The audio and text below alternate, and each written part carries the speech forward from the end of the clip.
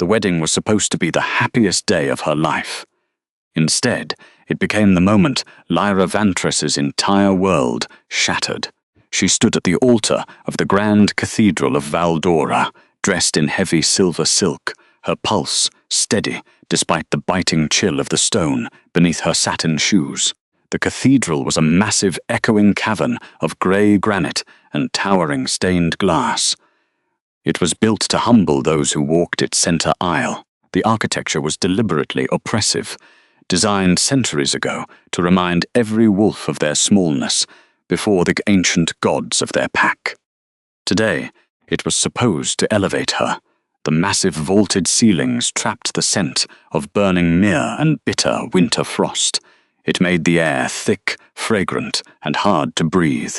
The cold seemed to seep directly from the ancient floorboards, curling around her ankles like freezing water. But Lyra did not shiver. Hundreds of nobles sat in the long rows of oak pews behind her. They were a vast, shifting sea of velvet, heavy furs, and watching eyes, waiting for the sacred ceremony that would officially bind her to the highest seat in the realm. She kept her spine perfectly straight. She had been trained for this. She had spent her entire life learning how to carry the weight of a kingdom on her shoulders. She knew how to be seen and not heard, how to be a pillar of quiet, absolute strength when the world demanded a storm. And she was strong. Stronger than any of them knew.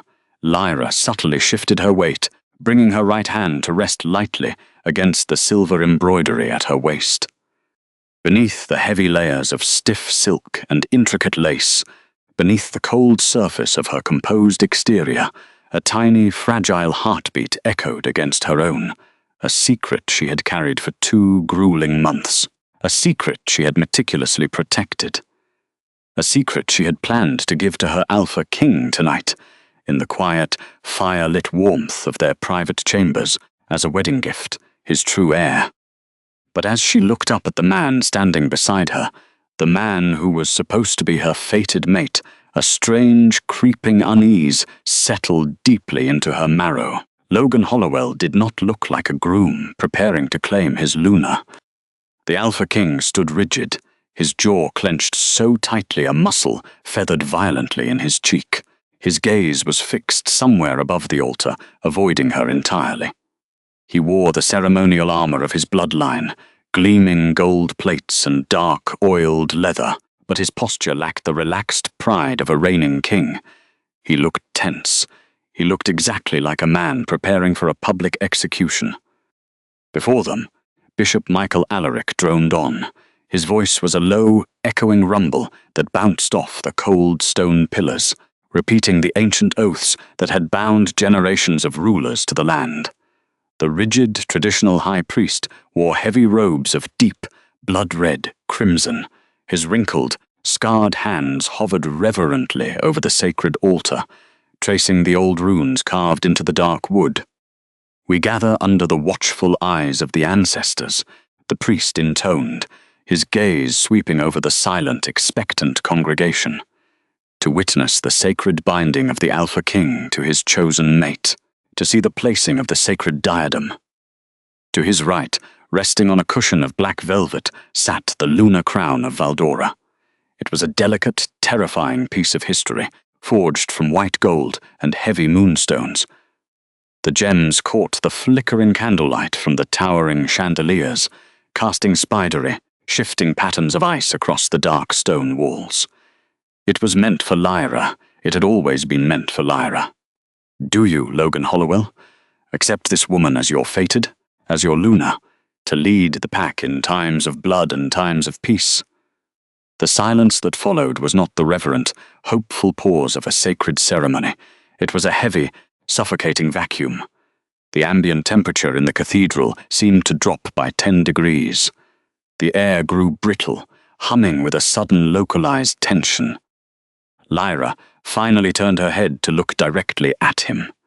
Her silver-grey eyes locked onto his sharp profile, searching for any trace of the man who had sworn to protect her. She waited for him to turn, to smile, to speak the words that would seal their lives together. He did not turn.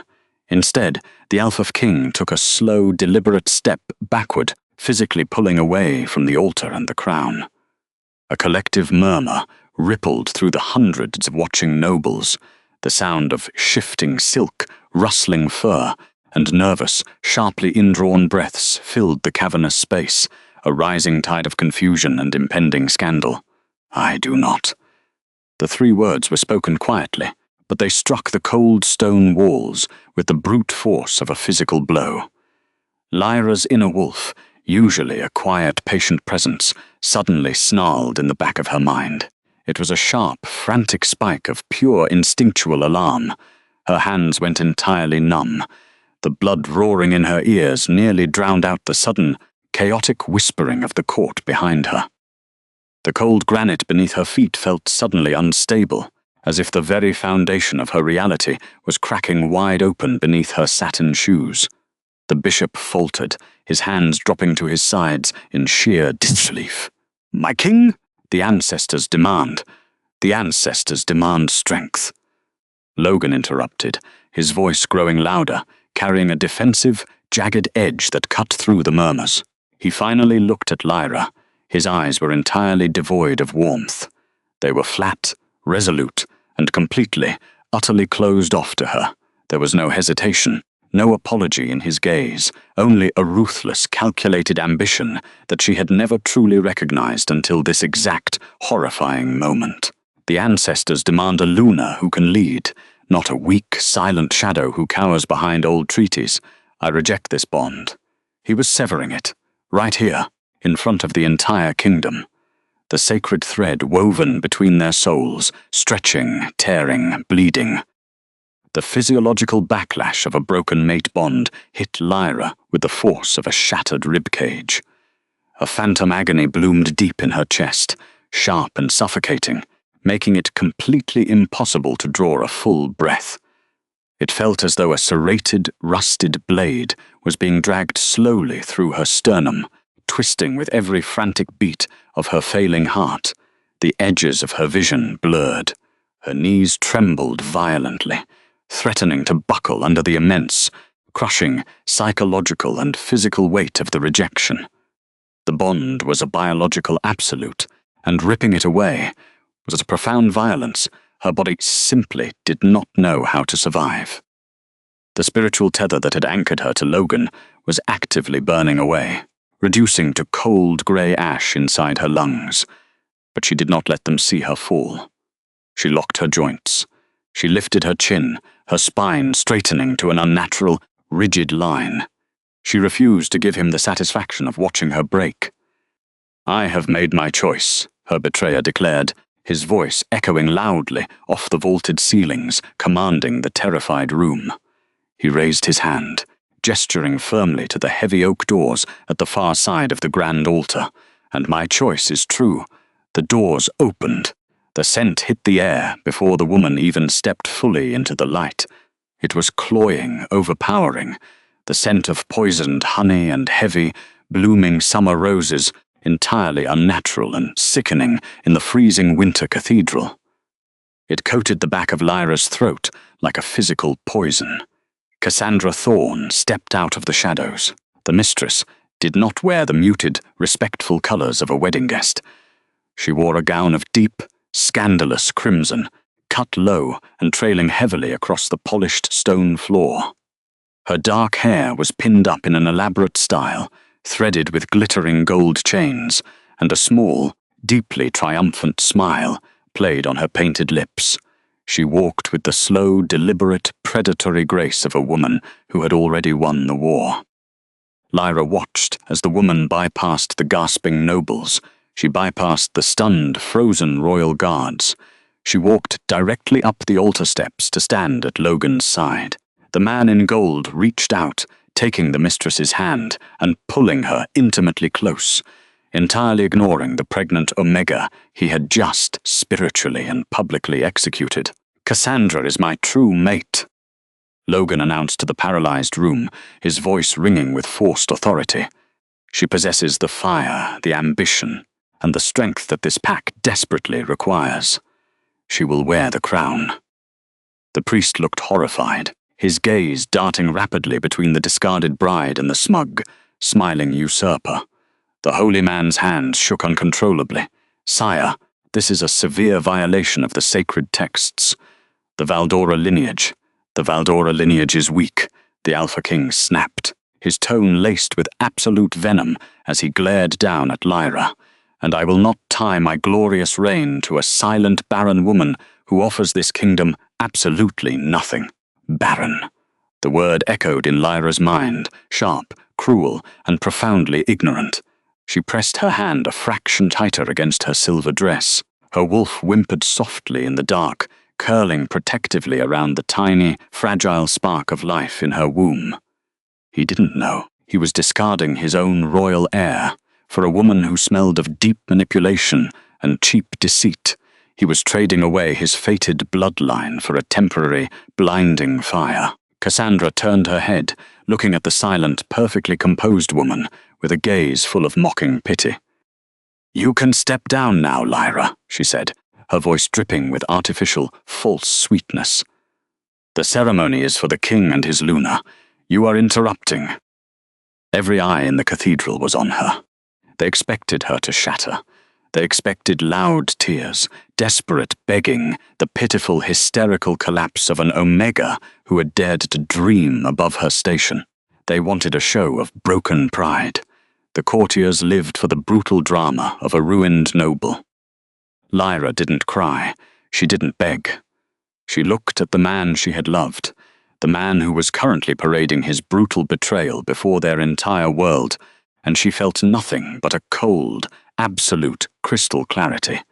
The warm devotion she had held for him vanished, replaced instantly by the freezing, untouchable calm of a survivor. "I accept," she said quietly.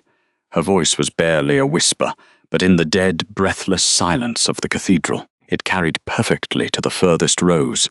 She did not scream it. She simply stated it as an undeniable biological fact. The bond in her chest snapped entirely. It severed with a sickening, violent jolt that tasted sharply like copper on her tongue. The glowing physical tether between them dissolved into grey ash, leaving behind a hollow, aching, bleeding void in her soul. The rejection ceremony was supposed to break her. Yet, as she stood there, pale and unmoving like a statue carved from ice, it was Logan who looked momentarily unsettled. His jaw worked. A muscle twitched erratically near his eye. He hated her silence. He hated that she wasn't screaming, wasn't fighting for him, wasn't giving him the dramatic, satisfying victory he had meticulously orchestrated. Her dignity was a profound insult to his cruelty. "Strip her of the family crest," the Alpha King ordered, his voice harsh and loud, desperately trying to regain the dominance her utter silence had stolen. "She is no longer affiliated with the royal house. She is nothing." Lyra did not wait for the guards to touch her. Her slender fingers, though numb from the freezing air and the intense shock of the severed bond, moved to the crest of Valdora fastened at her shoulder. The heavy metal was bitterly cold against her bare skin. She unclasped it deliberately. Her movements were slow, smooth, and perfectly precise, completely ignoring the collective, scandalized gasp of the watching crowd. She held the heavy crest in her palm for a fraction of a second. She stared at the symbol of the house she had sworn to protect, the house that had just thrown her to the wolves. Then, instead of handing it to her betrayer, she simply let it drop. It hit the stone floor with a sharp, ringing, violent clatter that echoed endlessly in the quiet, vaulted hall. The sound was a final, undeniable punctuation mark on their shared history. Cassandra's triumphant smile vanished, instantly replaced by an ugly, furious sneer. She leaned closer to the man in gold, her voice a toxic, hissing whisper. "Get her out of my sight. She is ruining my coronation." Logan nodded sharply. He gestured firmly to the perimeter of the grand altar. Captain Kenneth Grendel stepped forward. The ruthless, blindly loyal captain of the Royal Guard was a massive, scarred brute of a man, encased in thick iron plates and boiled leather. He did not care about sacred ceremonies, ancient rites, or the dignity of a discarded bride. He cared only for his alpha's immediate orders. "Move, Former Luna," the guard barked, his voice rough, gravelly, and entirely devoid of any respect. He smelled strongly of stale sweat, cheap ale, and rusted chainmail. Lyra took a slow step backward, aiming for the edge of the dais to make her descent to the aisle, but her body was rapidly failing her. The severe physiological shock of the broken bond, combined with the extreme cold of the cathedral and the physical toll of her early pregnancy, made her vision swim dangerously. Black spots danced violently across her sight. Her knees trembled uncontrollably beneath the heavy silk. The world tilted sickeningly on its axis. She was not moving fast enough for the impatient captain's liking. With a low, guttural growl of impatience, Kenneth raised a heavy, iron-gauntleted hand and shoved her. It was a brutal, careless, violent strike to her delicate shoulder. Lyra lost her footing entirely. Her satin shoe slipped on the smooth, condensation-slick edge of the top granite step. Gravity seized her with a terrifying grip. The massive, punishing granite floor of the cathedral rushed up to meet her. In that split second, time slowed to an agonizing, suffocating crawl. Lyra did not reach out to break her fall. She did not try to save her face or protect her arms from the bone-crushing impact. Her only instinct, driven by the frantic, terrifying roar of her inner wolf, was to violently twist her body.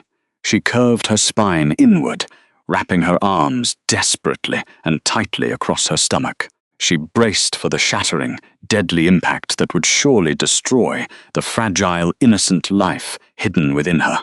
She closed her eyes tightly, preparing for the absolute agony of the stone. But the impact never came.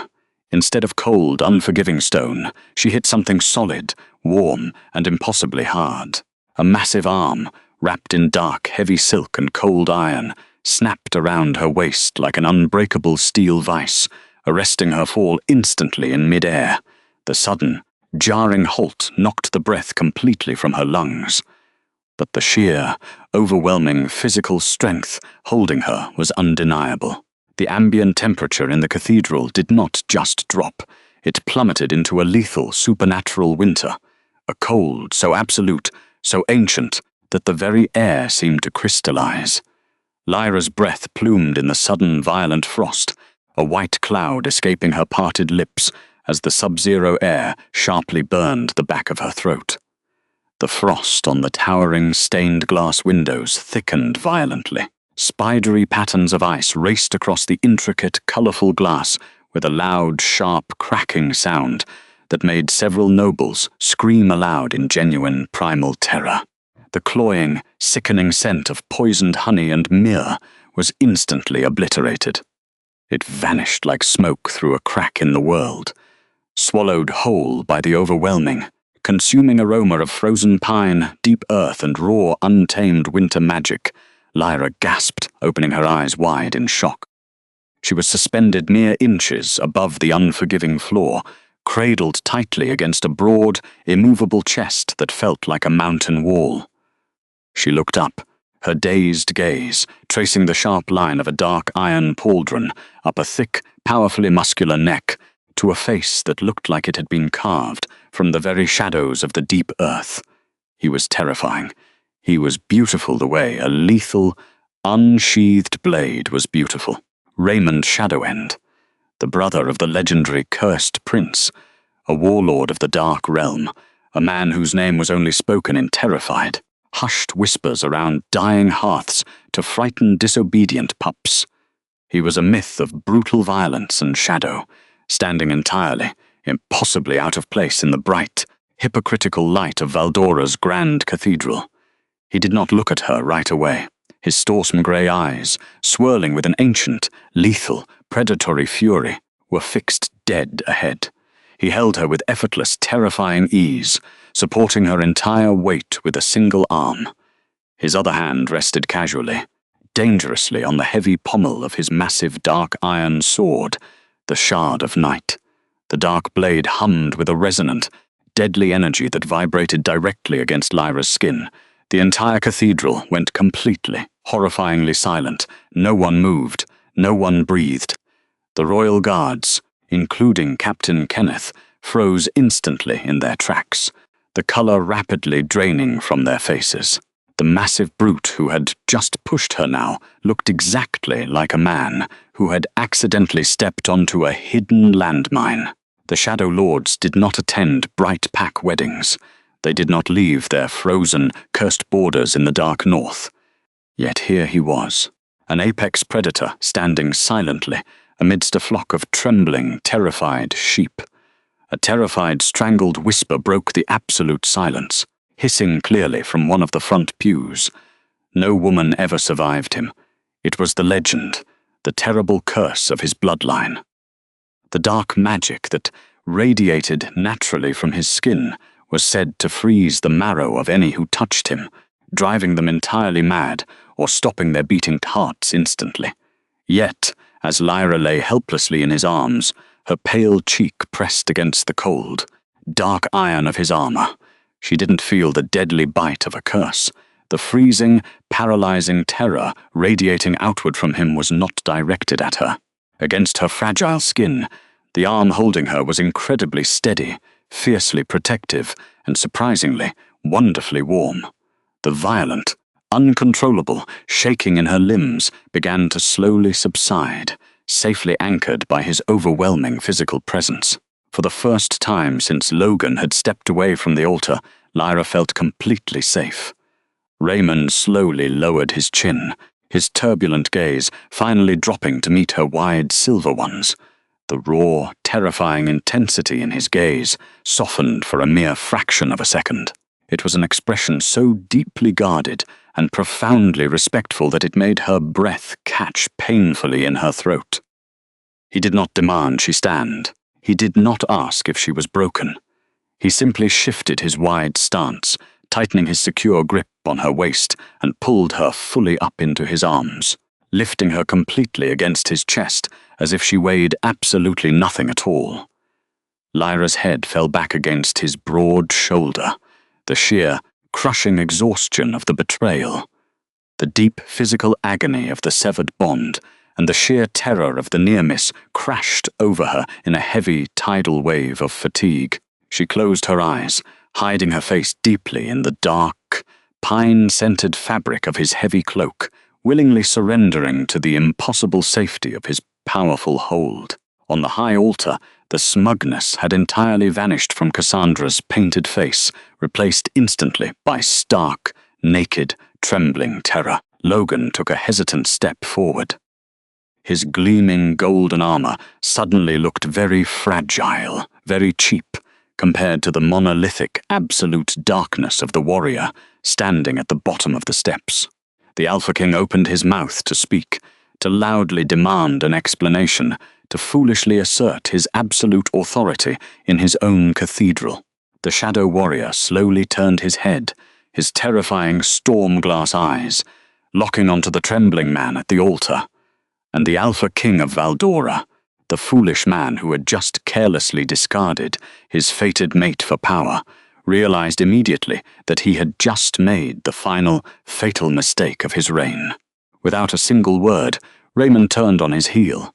He did not bow. He did not ask for permission to leave. With Lyra cradled securely against his chest, the terrifying brother of Valerius Shadowend simply began to walk down the center aisle, carrying her straight out of the silent wedding hall. The heavy, echoing footsteps of the warlord were the only sounds left in the cavernous space of the grand cathedral. Every time Raymond's steel-reinforced boots struck the ancient granite floor, the sound reverberated like the slow, rhythmic beating of a massive, subterranean heart. The silence from the hundreds of watching nobles was absolute, thick with a terror so profound it tasted metallic on the back of the tongue. Lyra lay perfectly still against his chest. She did not tremble, though her body was screaming in the agonizing aftermath of the severed mate bond. The phantom wound in her chest felt as though someone had poured molten lead into her lungs, burning through the delicate spiritual tether that had once anchored her to the Alpha King. Yet, the overwhelming, freezing shadow magic radiating from the man carrying her acted as a strange, numbing balm. His armor was cold iron, but the body beneath it generated a fierce, impossible heat. They had made it halfway down the center aisle, passing the endless rows of stunned, breathless courtiers, when the fragile silence was violently broken. "Halt!" The command echoed sharply from the high altar. It was Logan. The Alpha King's voice cracked slightly, betraying the desperate, frantic panic bleeding through his thin veneer of authority. He could not allow this. He could not allow a rival lord, especially a cursed warlord of the Northern Shadows, to simply walk into his sacred domain and claim the woman he had just publicly discarded. It made him look weak. It made him look like a fool before his new Luna. "You have no jurisdiction here, Shadow End," Logan shouted, his golden armor clanking as he took 2 aggressive steps down the dais. His face was flushed a furious, ugly red. "Put the Omega down. She is a disgraced exile of this pack, but she is still Valdora property. You will not leave this hall with her." Raymond did not immediately stop. He took one more slow, deliberate step, the heavy heel of his boot striking the stone with absolute finality. Then the warlord paused. The ambient temperature in the cathedral, already hovering near freezing, plummeted drastically. The breath of the nearest nobles plumed in the air, white and terrified. A thin, spidery layer of frost began to rapidly crawl up the sides of the ancient oak pews, cracking the polished wood with sharp, violent snaps. Raymond did not turn his entire body. He kept Lyra securely shielded against his chest, completely protected from the hostile stares of the court. He simply turned his head, looking back over his dark iron pauldron, his steely irises locked onto the Alpha King. For a long, suffocating moment, the terrifying brother of the cursed prince said absolutely nothing. He simply looked at Logan the way an apex predator might look at a particularly noisy insect. The absolute disdain in his gaze was so heavy, so physically oppressive, that several guards near the altar instinctively took a step backward. When Raymond finally spoke, his voice was a low tectonic rumble that vibrated deeply through Lyra's ribcage. It was not a shout. He did not need to raise his voice to command the room. "Property," Raymond repeated, the word sounding foreign and violently offensive on his tongue.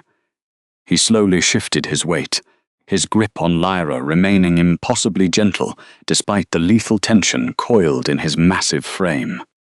"You severed the sacred thread, little king," the warlord stated, his voice carrying effortlessly to every corner of the frozen cathedral. "You stripped her of your crest. You threw her to the cold stone to make room for a woman who smells of cheap treason and borrowed gold." Cassandra Thorne flinched violently at the altar, her face draining of color, but she did not dare speak. Nobody dared speak. "She bled on your stone," Raymond continued, his clouded gaze narrowing into dark, lethal slits. The shadow magic swirling around him flared, licking at the edges of his heavy black cloak like dark flames.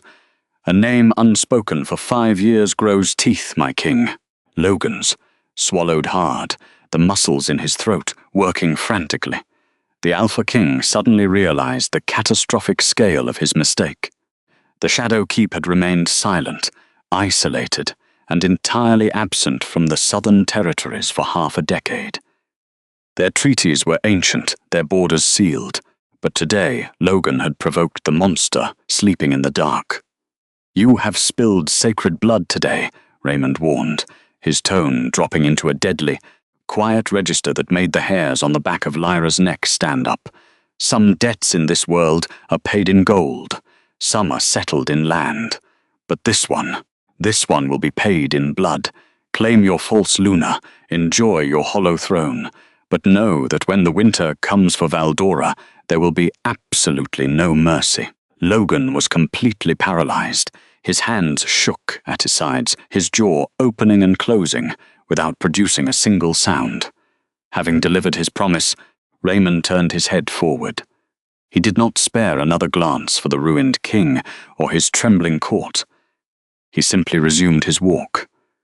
They approached the massive, towering oak doors at the end of the aisle. Captain Kenneth Grendel and a dozen heavily armed royal guards stood blocking the exit.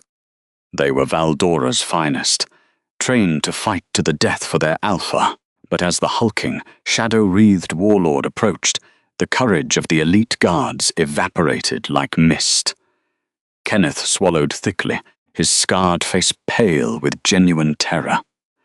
He instinctively reached for the hilt of his broadsword, attempting to fulfill his sworn duty, but as his leather-gloved hand touched the pommel, the raw, freezing magic radiating from Raymond surged forward.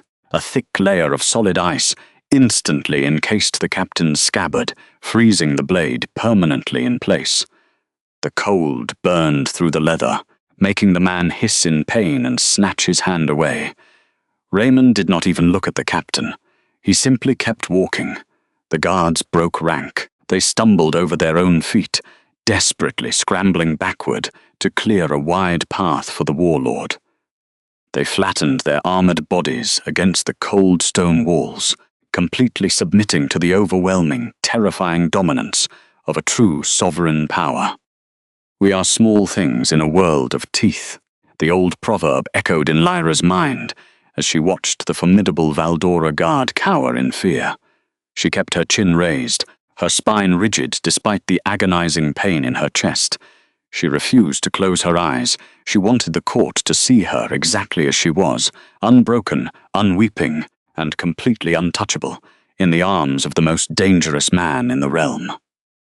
The heavy oak doors were hauled open by two terrified attendants, groaning loudly on their ancient iron hinges. Raymond stepped over the threshold, carrying her out of the suffocating, incense-choked air of the cathedral and into the brutal, freezing embrace of the winter night. The heavy doors slammed shut behind them, cutting off the bright, hypocritical light of the Valdora pack forever. The transition from the cathedral to the open courtyard was a violent shock to the senses. The winter storm was raging in full force. The wind howled through the stone archways, carrying sharp, biting needles of ice that stung the exposed skin of Lyra's neck and face. The sky above was a vast, bruised canvas of dark purple and charcoal grey, devoid of any stars. Yet, despite the lethal cold of the environment, Lyra did not freeze. Raymond instantly shifted his hold, pulling her even tighter against the massive, furnace-like heat of his armoured chest. He bowed his head slightly, using his broad shoulders and the thick collar of his dark fur cloak to completely shield her face from the biting wind. Waiting at the bottom of the grand courtyard steps was a vehicle that looked like it had been dragged from a dark, Gothic nightmare. It was a massive carriage forged from blackened iron and dark polished heartwood. The heavy wheels were reinforced with steel, built to crush through deep snow and treacherous mountain passes. Instead of standard draft horses, the carriage was harnessed to four monstrous, shadow-wreathed direwolves. The beasts were easily the size of small draft horses, their fur pitch black, their eyes glowing with an eerie, intelligent amber light. They stood perfectly still, impervious to the raging blizzard, waiting for their master. Four elite shadow guards, clad entirely in dark leather and obscuring hoods, stood at attention around the carriage. They did not speak. They did not question why their terrifying warlord was carrying the disgraced, pregnant Luna of a rival pack. They simply moved with flawless, silent precision. One of the guards stepped forward and pulled open the heavy iron-wrought door of the carriage, revealing an interior that sharply contrasted with the brutal exterior. Raymond ascended the carriage steps with effortless grace, never once jostling Lyra's battered body. He ducked inside the cabin. The space was immediately filled with the rich, earthy scent of dry hearths, worn leather, and crushed pine needles. It smelled incredibly safe. It smelled like isolation, deeply fortified and heavily guarded. With meticulous, painstaking care, The warlord knelt on the floor of the carriage. He gently lowered Lyra onto the wide plush bench covered in thick, dark velvet. As soon as her back touched the soft fabric, the last remnants of her adrenaline finally shattered. The sheer, monumental physiological toll of the night crashed down on her nervous system all at once. The severed mate bond, the physical trauma of the push, the freezing temperature, and the intense protective drain of her early pregnancy combined into a devastating physical crisis. A violent, uncontrollable shudder racked her entire frame. Her teeth chattered loudly in the quiet space. Her skin, previously pale and cold, suddenly flushed with a dangerous paradoxical heat. The fever spiked instantly, a common and deadly reaction to a violently broken spiritual tether. Her body was trying to burn away the remaining ashes of Logan's claim, but the process was agonizingly destructive. Raymond saw the immediate shift in her condition. His expressive gaze tightened with deep concern. He stood up, his massive frame forcing him to stoop slightly in the confined space of the carriage cabin. Without a word, he reached up and unclasped the heavy, dark iron brooch at his throat. He stripped off his massive, fur-lined black cloak, a garment heavy enough to stop an arrow and warm enough to survive a blizzard. He leaned over and draped the enormous cloak completely over Lyra's shivering body. The thick fur settled around her like a protective, weighted shield, immediately trapping her body heat and enveloping her in the intoxicating, grounding scent of the Shadow Warlord. "The border," Raymond ordered sharply, his voice cutting through the ambient noise of the storm outside. The guard at the door bowed deeply and slammed the heavy iron hatch shut, sealing them inside the warm, dimly lit sanctuary. A moment later, the carriage jerked into motion, the massive direwolves pulling the heavy iron vehicle forward with terrifying, supernatural speed. They were leaving Valdora. They were heading into the deep, frozen pine forest that separated the southern packs from the cursed, forgotten territories of the Shadow Keep. Inside the cabin, the only light came from a small, enchanted glass lantern hanging from the roof, casting a warm, flickering golden glow over the dark velvet and polished wood. Raymond took the seat opposite her. The space was incredibly small for a man of his immense size, his knees nearly brushing the edge of her bench.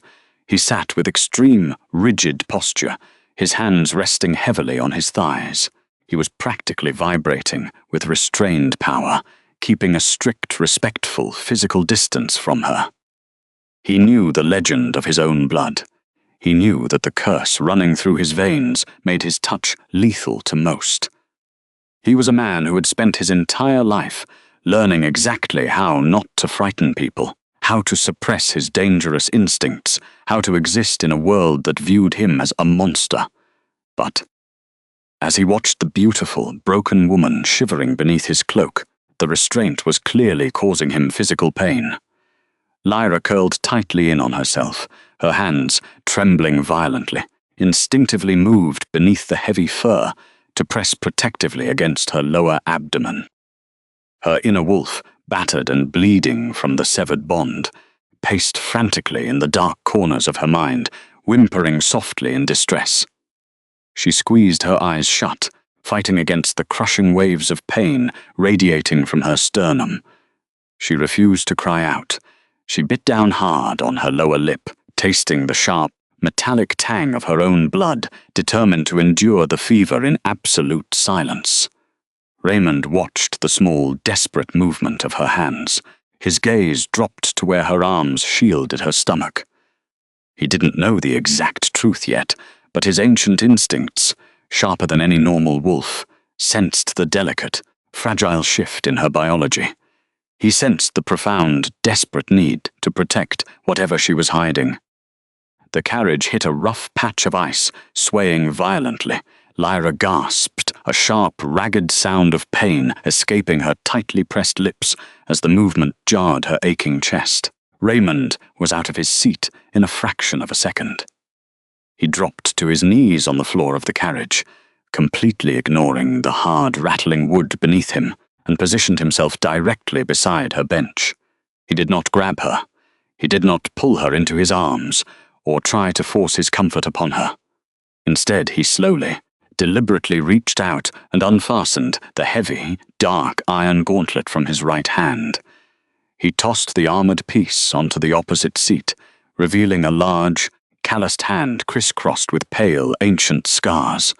He reached into a small leather pouch at his belt and withdrew a square of soft, dark silk. With agonizingly slow, predictable movements, ensuring she could see his intention and pull away if she wished, Raymond leaned forward. He gently pressed the cool, soft silk against her burning forehead, carefully wiping away the sheen of feverish sweat. He was so close she could feel the heat radiating from his chest, could see the individual silver flecks swirling in his storm-grey eyes. His focus was entirely, utterly consumed by the simple act of providing her relief. "You are safe," Raymond rumbled, his voice dropping to a low, soothing whisper that vibrated beneath the sound of the howling wind outside. It was a promise forged in iron and blood. "No one from that court will ever touch you again. I swear it on my life." Lyra's breath hitched, the phantom burning in her chest. The agonizing tearing of the severed mate bond slowly began to recede, chased away by the absolute, unwavering certainty in his voice. Her inner wolf stopped pacing. It turned its snout toward the massive, dark presence kneeling beside them, letting out a soft, exhausted sigh of tentative trust. "Why?" she managed to whisper, her voice raspy and incredibly weak. It was the first time she had spoken directly to him since he caught her. "Why did you catch me?" Raymond's hand paused. He looked down at her pale, beautiful face, tracing the exhausted lines of her features with his intense gaze. He did not offer a political excuse. He did not speak of treaties or revenge.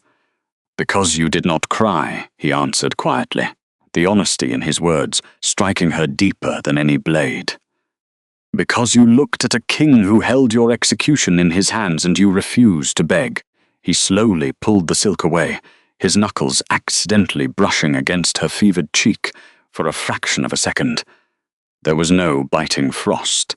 There was no lethal shock of his bloodline's curse. There was only a startling, grounding warmth that sent a sudden electric jolt straight to her exhausted heart. Raymond immediately pulled his hand back, his eyes widening slightly in shock at the brief, harmless contact. He stared at his own hand for a second, a flicker of profound confusion crossing his stoic features, before he quickly tucked his bare hand safely away. Lyra did not have the strength to question the miracle of the unburnt touch. The fever was pulling her down into a heavy, suffocating darkness. The edges of her vision grew hazy and black. The last thing she saw before sinking entirely into unconsciousness was the terrifying warlord kneeling patiently on the floor of the iron carriage, his vigilant gaze watching over her in the dark, acting as a silent, impenetrable shield between her and the cruel world she had left behind. The rhythmic, ground-eating stride of the massive direwolves eventually slowed, the heavy crunch of deep snow beneath their paws, transitioning to the sharp, resonant clatter of iron-shod wheels against ancient cobblestone. Inside the darkened carriage, Lyra floated in a heavy, suffocating haze of fever and profound exhaustion. The phantom wound in her chest, the raw, bleeding crater left behind by Logan's public betrayal, throbbed with a dull, unrelenting ache. Every shallow breath she drew felt like inhaling crushed glass. Yet, beneath the thick, dark fur cloak draped over her trembling form, a strange, undeniable warmth had begun to take root, anchoring her fragile consciousness to the physical world. Outside the thick iron walls of the vehicle, the howling blizzard suddenly died away, cut off by the sheer, imposing mass of the fortress looming in the night. The Shadowkeep did not rise from the mountains. It looked as though it had violently birthed from the black rock itself.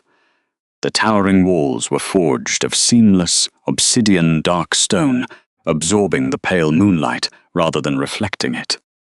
Massive iron-wrought braziers lined the high battlements, burning with towering pillars of unnatural, smokeless golden fire. The heat radiating from the fortress was immense, a fierce, protective aura that physically pushed back the lethal winter cold of the northern territories. The heavy, iron-reinforced gates of the keep groaned open with a deafening, metallic shriek that echoed deep into the surrounding pine forest. As the carriage rolled to a final heavy halt in the expansive inner courtyard, the door was immediately thrown open by a waiting guard. The biting, sub-zero air rushed into the cabin, but it was instantly blocked. Raymond stood up, his massive frame eclipsing the doorway.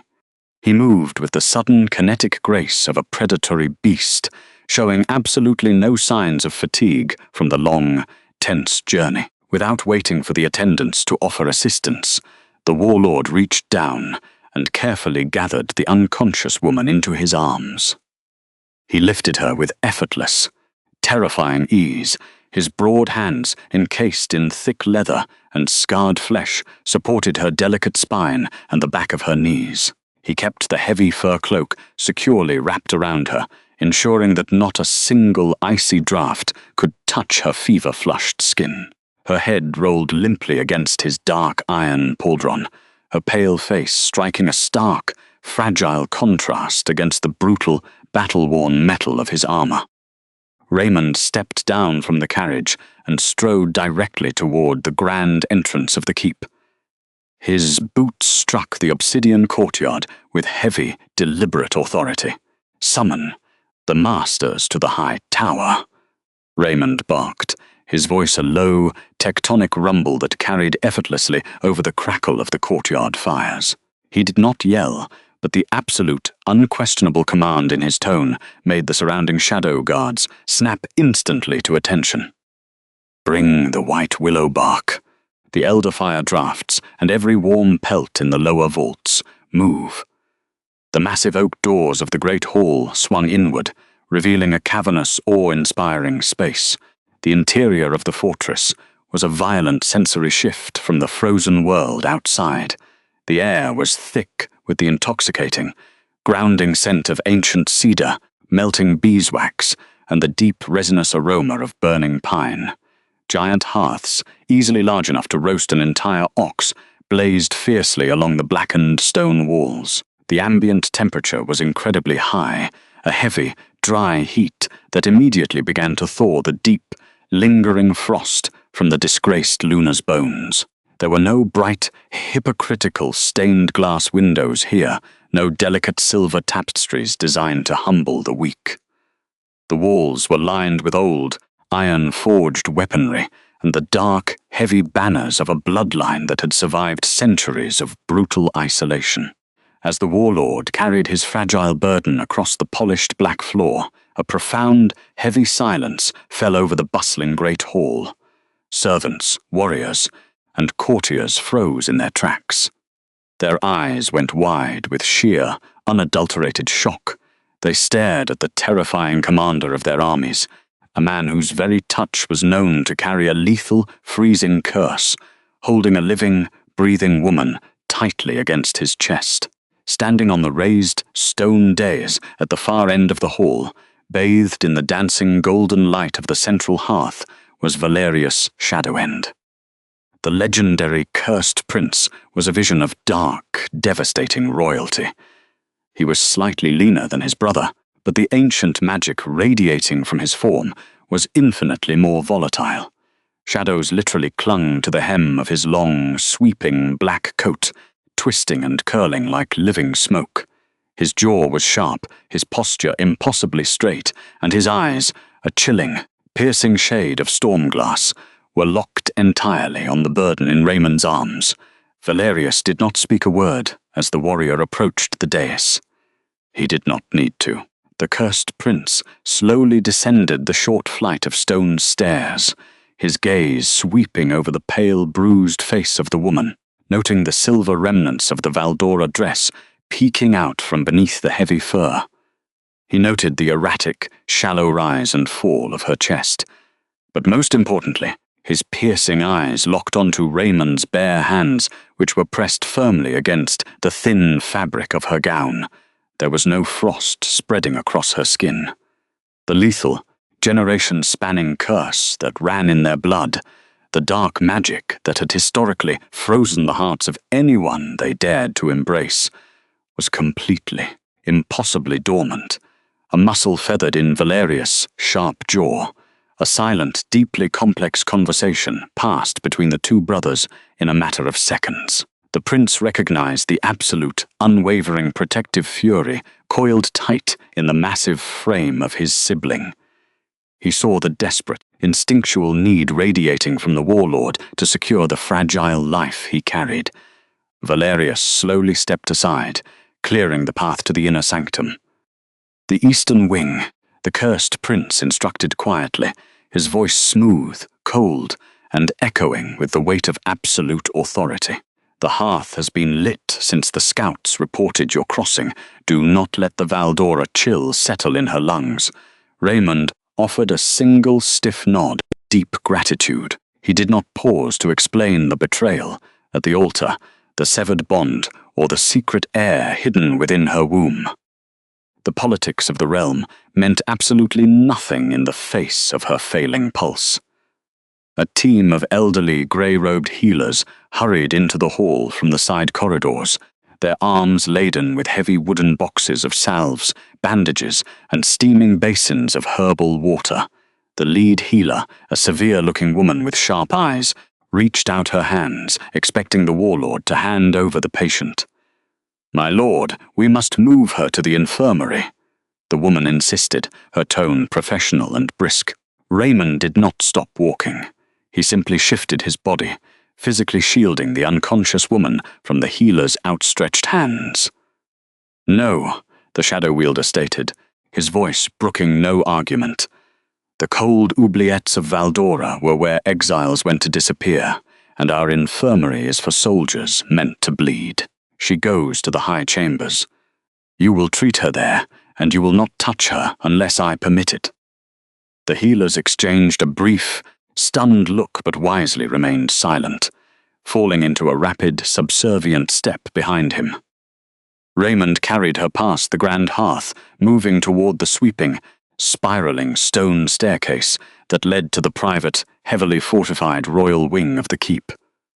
With every step he took, he drew her closer to the immense heat of his own body, actively lending her his strength. He was a creature of war, a man forged in the brutal, unforgiving dark, but as he navigated the narrow stone steps, his movements were agonizingly gentle, entirely focused on preserving the fragile, steady beating of her exhausted heart. He was carrying her out of the cold, out of the reach of the foolish king who had discarded her, and directly into the deepest, safest sanctuary the Shadow Realm had to offer. The high chamber was an absolute fortress of quiet, domestic warmth. The room was circular, built into the highest tower of the keep, with thick walls of ancient stone that completely silenced the howling winter winds outside. A massive, roaring fire dominated the far wall, casting deep dancing pools of molten gold across the polished wooden floorboards.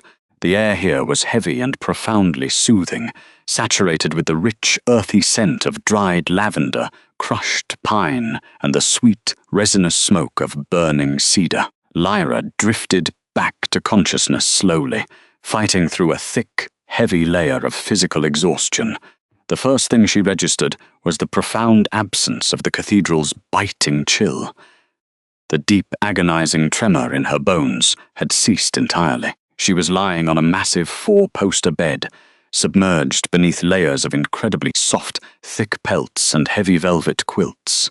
The fabric felt like a warm, protective embrace, a stark contrast to the stiff, unyielding silk of the wedding dress she had been wearing. She dragged her heavy eyelids open.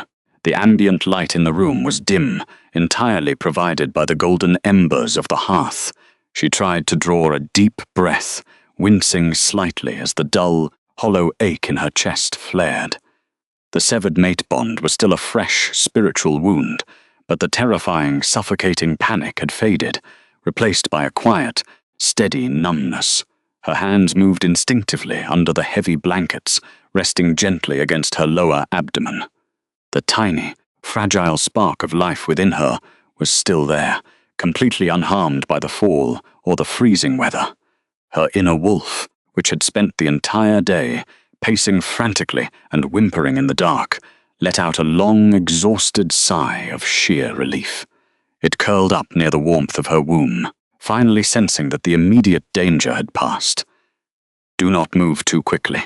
The voice was a low, resonant rumble that seemed to vibrate directly from the shadows near the hearth. Lyra turned her head on the soft pillow. Raymond was sitting in a massive, high-backed oak chair drawn close to the edge of the bed. He had not slept. The terrifying warlord was still dressed in his dark, heavy clothing, though he had finally stripped away the brutal iron plates of his battle armor. Without the metal obscuring his frame, he looked even larger, his broad shoulders and thick chest straining against the dark, fitted fabric of his tunic. The flickering firelight cast sharp, defining shadows across his harsh, angular features, highlighting the pale, jagged scars that crawled up the side of his strong neck and disappeared beneath his collar. His storm-grey eyes were locked onto her, burning with an intense, unwavering vigilance. He had clearly been sitting in that exact position for hours, standing guard over her broken body like a silent, immovable sentinel. He leaned forward, his massive hands resting on his knees.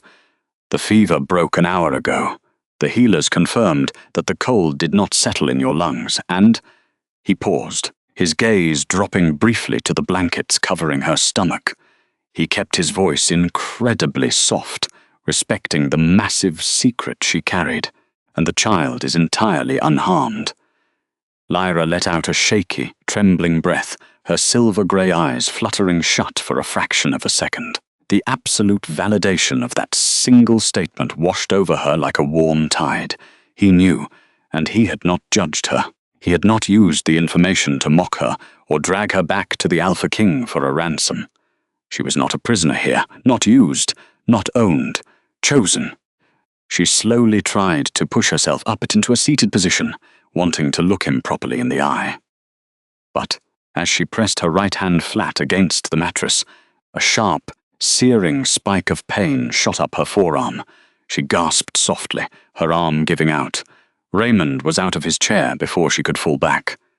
He closed the distance instantly, his large hands reaching out to catch her shoulders. He did not use his formidable strength to restrain her. He merely provided a solid, unyielding anchor. He carefully shifted his grip, sliding one hand behind her upper back to fully support her weight, easily lifting her until she was propped up against the massive, plush pillows. "You took a severe blow to the stone," Raymond murmured, his voice remaining in that low, soothing register. He kept his body angled slightly away, ensuring his massive presence did not crowd her fragile personal space. He gently took her right arm, supporting it with his scarred palms. Lyra looked down. Her delicate wrist was a terrifying canvas of mottled purple, deep black, and angry red. The brutal shove from Captain Kenneth had caused severe bruising, the flesh swollen and deeply tender to the touch. It was an ugly, violent mark of her old pack's cruelty. Raymond did not offer empty platitudes. He did not tell her it would heal quickly. He simply acted. He reached toward a small, wooden side table near the bed, retrieving a steaming ceramic basin filled with a dark herbal draught and a long strip of incredibly soft, dark silk. He dipped a clean cloth into the hot water, wringing it out with precise, methodical care. "This will sting for a moment," he warned quietly. With agonizingly slow, deliberate movements, the terrifying brother of the cursed prince began to clean the bruised flesh. The contrast was staggering. His hands were built to crush bone, to wield massive iron broadswords that could cleave a man in half. Yet he handled her battered wrist with the breathtaking, painstaking gentleness of a man holding spun glass. The hot, damp cloth sank into the inflamed skin, the medicinal herbs immediately soothing the deep, radiating ache. Lyra watched in silent, rapt fascination. She watched the way his dark eyes remained entirely focused on the task, his jaw tight with extreme, voluntary concentration. The physical touch of his skin against hers was a revelation. There was no freezing bite. There was no lethal curse. There was only a profound, grounding warmth that seeped directly into her bloodstream, actively pushing back the cold void left by Logan's rejection. It was the deepest, most authentic sensory relief she had ever experienced. Once the skin was cleaned and coated in a thick, cooling salve, Raymond took the long strip of dark silk. He carefully, expertly bound her wrist, wrapping the fabric with exact tension, tight enough to fully support the sprained joint, but gentle enough not to restrict her circulation. He tied off the silk, his large thumbs smoothing over the dark fabric one last time. "Better?" he asked, his voice barely above a whisper, finally lifting his gaze to meet hers. "Yes," Lyra breathed, her voice raspy from disuse. "Thank you." Raymond gave a short, stiff nod. He carefully set her arm down on the quilt and turned back to the small table. He picked up a heavy, dark clay bowl. The rich, savory aroma of slow-roasted root vegetables, wild herbs, and rich bone broth instantly filled the space between them. "You need to rebuild your strength," he stated, holding the steaming bowl out to her. "The bond severing takes a massive biological toll. Your wolf needs heat and nourishment to repair the spiritual tear." Lyra reached out with her good hand, her fingers trembling slightly as they brushed against the hot clay. Her grip was weak, unsteady. Seeing her struggle, Raymond did not force her to take it. He smoothly shifted his hold, encasing her cold, trembling fingers within his own massive, warm hand, effectively taking the heavy weight of the bowl while allowing her the dignity of holding it. He guided the edge of the bowl to her lips. Lyra took a slow, tentative sip. The broth was incredibly rich, scalding hot, and heavily seasoned. The thick, savory liquid traveled down her throat, settling into her empty stomach with a burst of intense, radiating heat. It tasted exactly like life. It tasted like raw, undeniable survival. The deep, physical relief of the nourishment spread through her chest, actively fighting the terrifying exhaustion that had plagued her for hours. She took another sip, then another, drinking deeply while the Shadow Warlord patiently, silently supported the bowl. He did not rush her. He did not look away. He simply existed in her space, serving as a solid, unbreakable pillar of support. When the bowl was finally empty, he took it from her hands and set it aside. Lyra leaned back against the pillows, her breathing noticeably steadier, her pale cheeks finally flushing with a healthy, natural color. She felt human again. She felt grounded. But she was also acutely aware of her chaotic, disheveled state. Her long, dark hair, once pinned up in an intricate, regal style for the coronation, was now a tangled, matted mess of wind-blown knots and dried sweat from the fever. It hung heavily around her face, a physical manifestation of her ruined wedding day. Raymond followed her gaze as she tried to uselessly push a heavy, tangled lock out of her eyes with her injured wrist. Without a word, he reached over to the table and picked up a heavy, wide-toothed wooden brush with stiff, natural bristles. He held it up, his intense stare locking onto hers, asking a silent, deeply respectful question. He was asking for permission to cross another physical boundary. He was offering a service that was entirely beneath the station of a high warlord, completely subverting the typical aggressive dominance of an alpha. Lyra felt a sudden, thick lump form in her throat. She swallowed hard, maintaining her stoic composure, and gave a small, slow nod of consent. Raymond shifted his chair closer. He leaned forward, his massive frame towering over the edge of the mattress. He reached out, his large, warm hand, gently gathering the heavy mass of her dark hair. He started at the very ends, working the wooden bristles through the tangled knots with excruciating, patient care. The tactile sensation was incredibly powerful. The rhythmic, dragging pull of the stiff bristles against her scalp, the heavy, grounding weight of his hand, supporting the base of her neck, the quiet, repetitive sound of the brush moving through the thick strands. Each slow, methodical stroke seemed to pull away a layer of the day's trauma, the humiliation of the altar, the screaming silence of the crowd, the violent shove on the granite steps.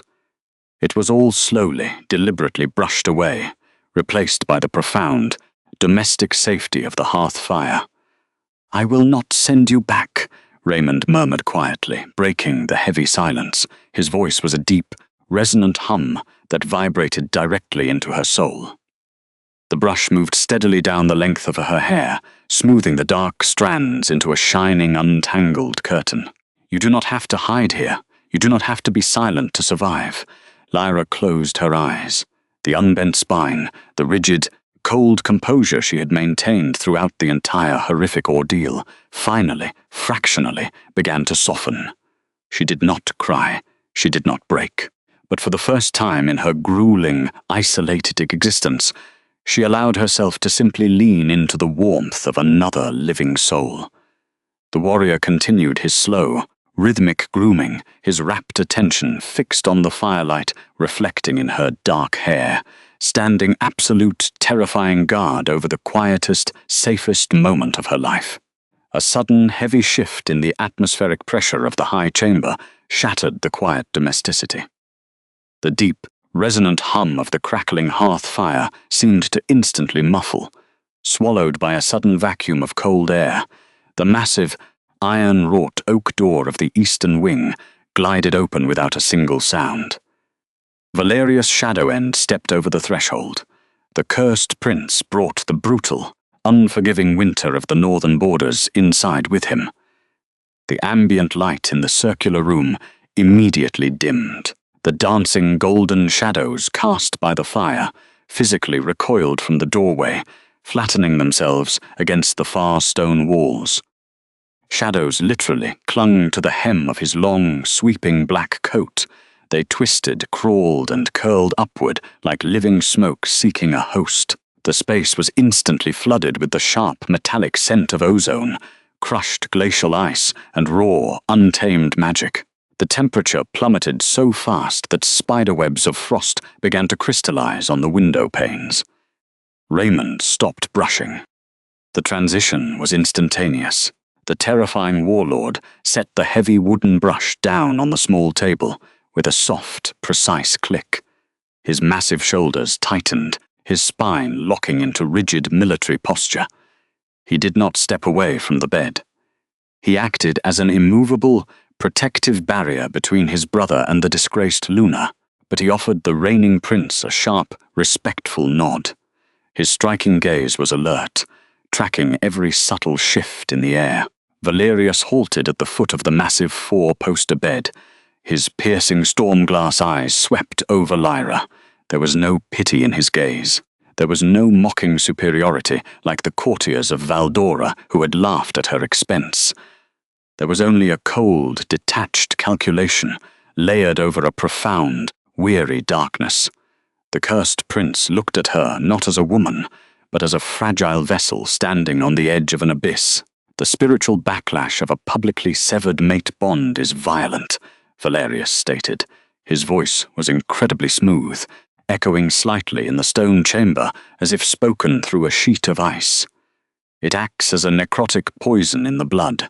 For an Omega, the shock is often lethal. For an unborn pup, it is an absolute death sentence." Lyra's breath hitched. Her uninjured hand instinctively tightened around the edge of the heavy velvet quilt, pulling the thick furs higher against her chest. The cold air stung her cheeks, but she refused to shiver. Her inner wolf, which had just begun to settle in the warmth of Raymond's care, suddenly tensed, pacing warily in the dark. It bared its teeth at the encroaching frost. "She is stable," Raymond rumbled. His voice was a low, defensive growl that vibrated heavily in the tight space, fighting back the chill. "The fever has broken. Physical fever is merely the body's first defense. The cursed prince countered smoothly, his gaze never leaving Lyra's pale face.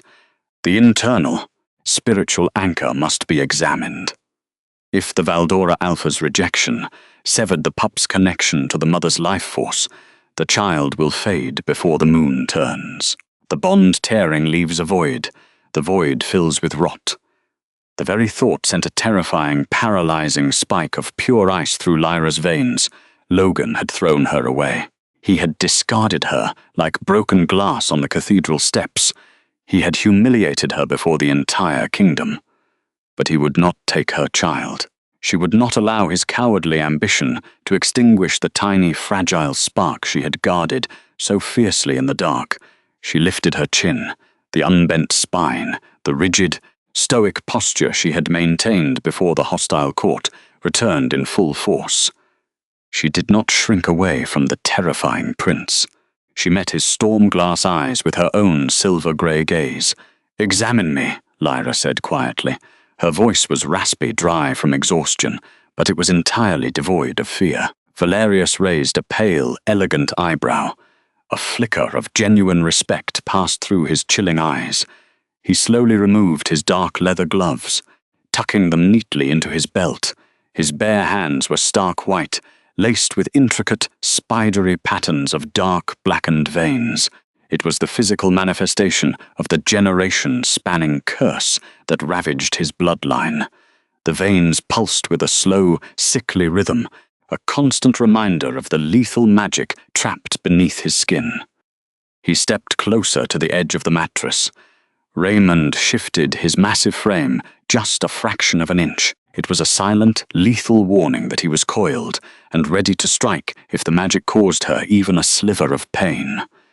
"I will not touch your skin," Valerius murmured, his tone flattening into absolute seriousness.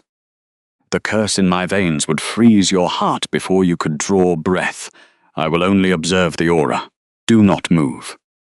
The cursed prince extended his right hand, hovering his pale fingers several inches above the heavy quilts, covering her lower abdomen. Lyra held her breath. She kept her spine perfectly straight. A thick, undulating tendril of pure pitch-black shadow slipped from Valerius's fingertips. It moved with unnatural predatory grace.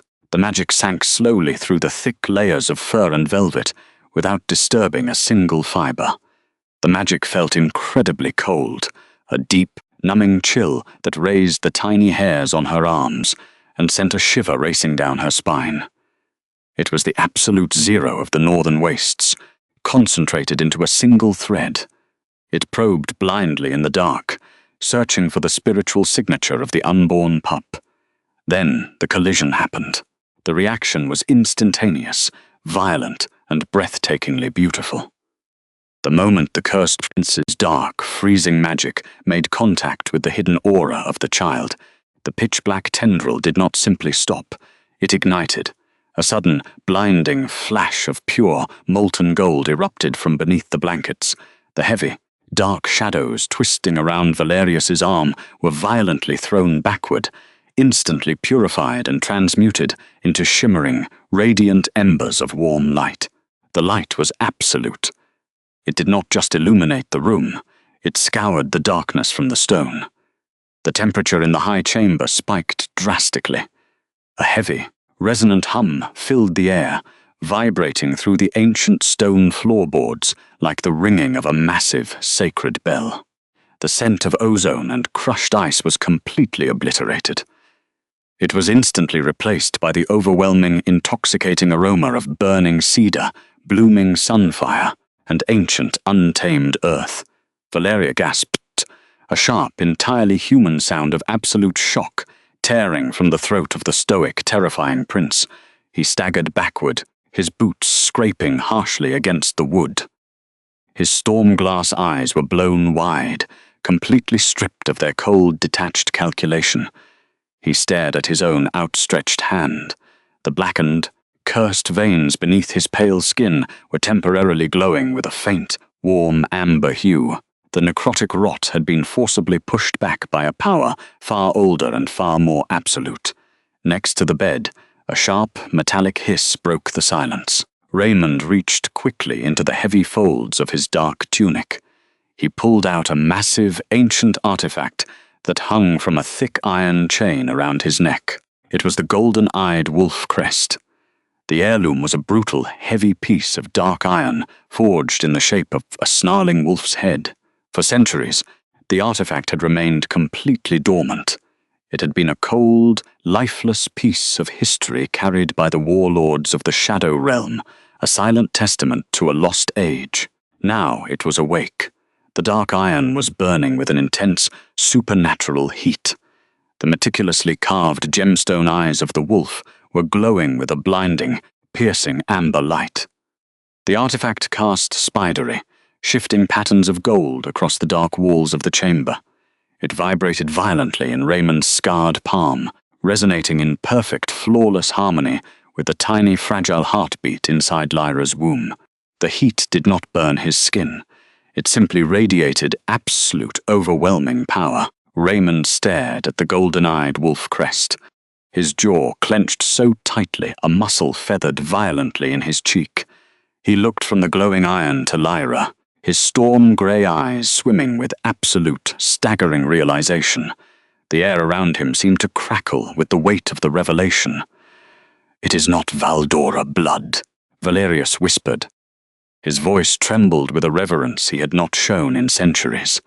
The cursed prince slowly lowered his hand, his gaze fixed on the stunned, exhausted woman sitting in the bed. "Logan Hollowell's lineage is nothing but weak, diluted water. The reaction, the resonance." Valerius took a slow step forward, completely disregarding his usual rigid boundaries. The frost that always clung to his boots had entirely melted away. "Your mother," the prince demanded, his tone urgent, desperate. "The Vantress line. They told the world you were minor southern nobility. A quiet, barren offshoot. They said you had no true magic in your veins." "They were right about the nobility," Lyra managed to say, her heart hammering frantically against her ribs. The golden warmth was still radiating from her core, settling her frightened wolf. "My mother. She was an orphan of the Death Forest. My father found her wandering the frozen borders 30 years ago. She had no family, no pack, no history. That is why the court laughed when Logan chose me. They saw only a commoner draped in stolen silk." "They laughed at a god," Raymond rumbled. His voice dropped into a lethal, tectonic register that shook the glass in the windows. He slowly lowered the glowing artifact, the amber light reflecting fiercely in his eyes. "They buried him at midnight in the grove where no one would think to look."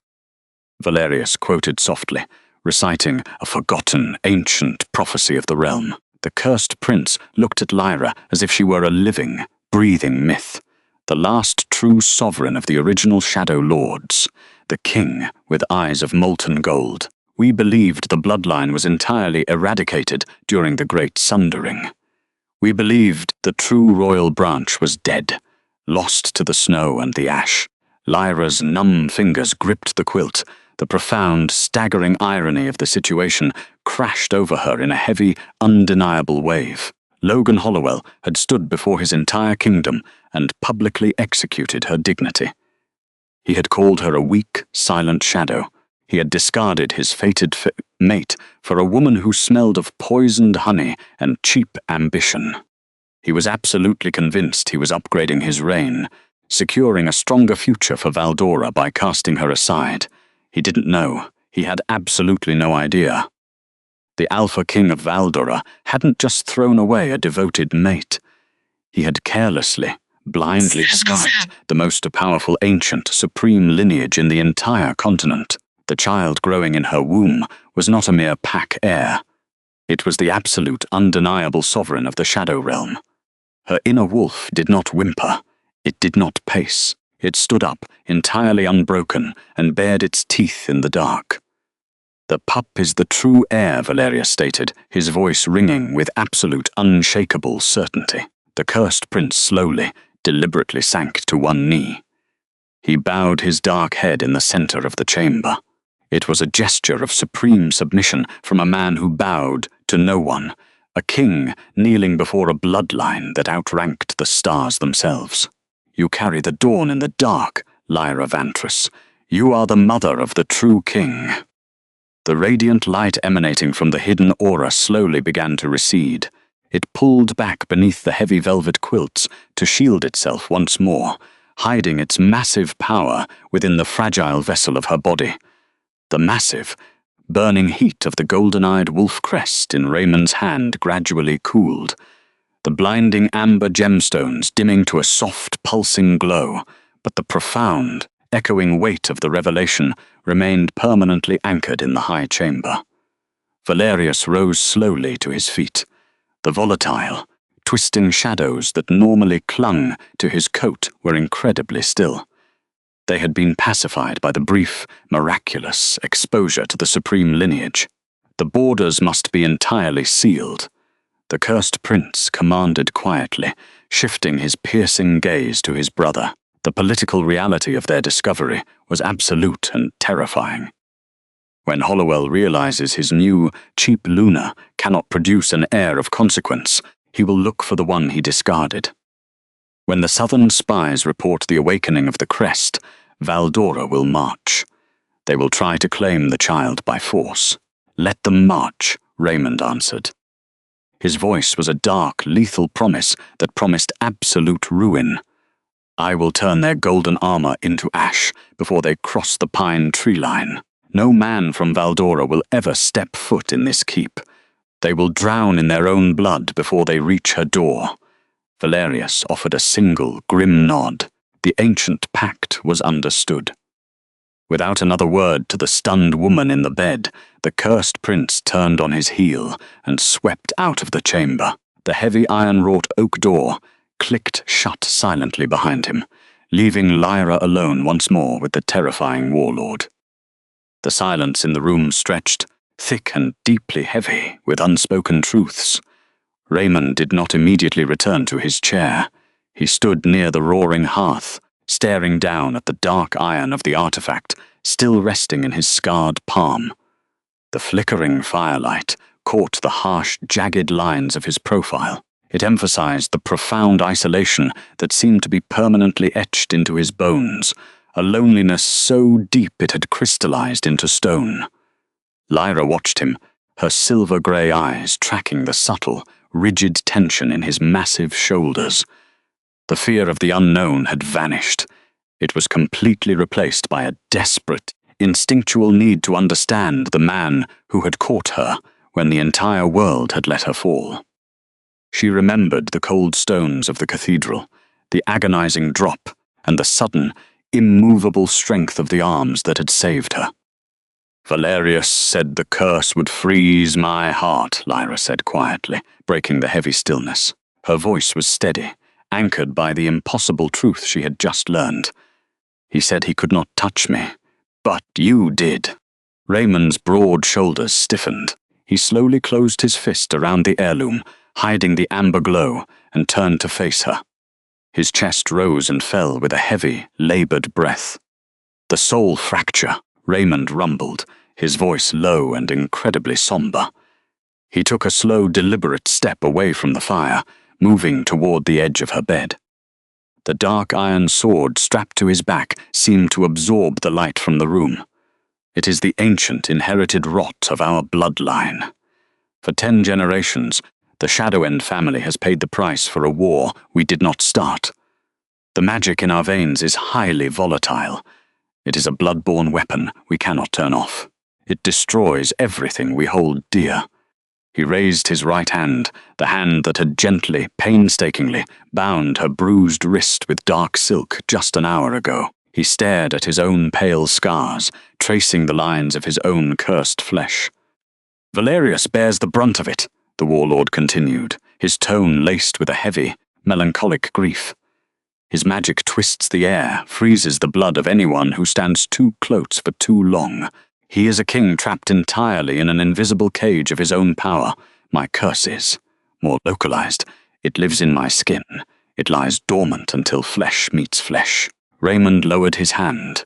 His storm-grey eyes met hers with an intensity that made her breath catch painfully in her throat. The raw agony in his gaze was staggering. "The dungeons were where you went to be forgotten," he quoted softly, repeating the harsh reality of their brutal world. "But my armor is my dungeon. I wear cold iron, heavy leather, and thick furs not to protect myself from blades, Lyra. I wear them to protect the world from me. I am a walking execution block." He took another step closer, his massive frame towering over the mattress. The heat of the fire behind him cast him in a halo of dark gold. "A single, unprotected touch from my bare hand stops a human heart in 3 seconds," Raymond confessed, his voice dropping to a harsh, raw whisper. The absolute vulnerability in the terrifying predator was staggering. "The cold seizes the marrow. It shatters the soul. Every bride who dared to embrace my ancestors perished before dawn. I have spent my entire life learning how not to frighten people. I have spent 30 years ensuring I never accidentally brush against a servant, a guard, or a child. I have memorized the exact distance I must keep from every living thing. I was entirely resigned to dying alone, convinced that safe touch was something I simply could not afford." Lyra's chest tightened, a profound, aching sorrow blooming behind her ribs. Logan had constantly complained about the heavy burden of wearing a golden crown. He had whined about the pressures of leadership while surrounded by sycophants and mistresses. The man standing before her wore a crown of absolute, lethal isolation, carrying it in total, uncomplaining silence for decades. But in the cathedral, Lyra breathed, her eyes locked onto his, searching the depths of his storm-grey gaze. "When I fell, when you caught me." "The unburnt touch," Raymond answered, his gaze dropping to where her hands rested protectively over her stomach. "The legend spoke of it, but we believed it was a myth, a fairy tale told to cursed children. The pure, ancient magic of the supreme lineage acts as an absolute magical unbinder. The aura your child projects, the aura your blood carries. It completely neutralizes the Winterbane." He slowly dropped to one knee on the polished wooden floorboards, placing himself entirely below her eye level. The heavy iron plates of his armor clanked softly against the wood. It was the physical submission of a supreme sovereign, a man capable of tearing down castle walls with his bare hands, voluntarily kneeling before a broken, exhausted exile. "When I held you in the shadow carriage," Raymond murmured, his voice thick with a raw, undeniable reverence. "When I wiped the fever from your face, it was the first time in my entire existence I felt warmth. You didn't shatter, you didn't freeze. Your pulse remained steady against my palm. Your presence is literally breaking the ancient curse that has strangled my family for centuries. You stabilized Valerius's magic simply by breathing the same air." Lyra sat perfectly still. The sheer magnitude of his confession settled over her, heavy and undeniably real. The scent of pine and burning cedar wrapped around her, grounding her in the present. She was not a burden here. She was not a useless, barren shadow taking up space in a hostile court. She was not the weak Omega Logan had mocked before his guards. She was the absolute anchor of their salvation. Hollowell rejected this bond, Raymond stated. His storm-grey eyes burned with a fierce, unwavering protective fire. The restraint he showed was magnificent, a lethal weapon sheathing itself entirely for her comfort. He threw you to the stone. He humiliated you before a court of cowards.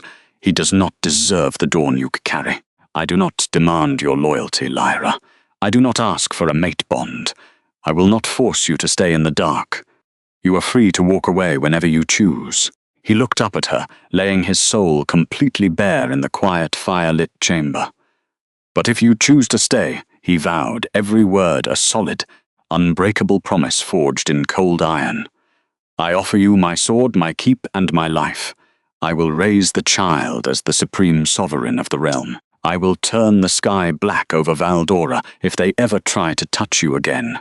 I will be your shield, permanently and without condition. You will never have to be silent again." Lyra looked at the terrifying, beautiful warlord kneeling before her. She thought of the suffocating, incense-choked air of the cathedral. She thought of the cruel laughter of the courtiers, the violent shove on the granite steps from Captain Kenneth Grendel, and the agonizing, tearing pain of the severed thread. Logan had demanded submission. Logan had demanded perfection. He had wanted a pretty ornament to sit quietly beside him while he ruled. Raymond demanded absolutely nothing. He only offered total, unconditional sanctuary. He offered a strength that did not seek to diminish hers. Slowly, deliberately, Lyra moved. She pulled her uninjured left hand out from beneath the heavy warmth of the fur cloak. She ignored the dull ache in her shoulder, reaching out across the small space separating them.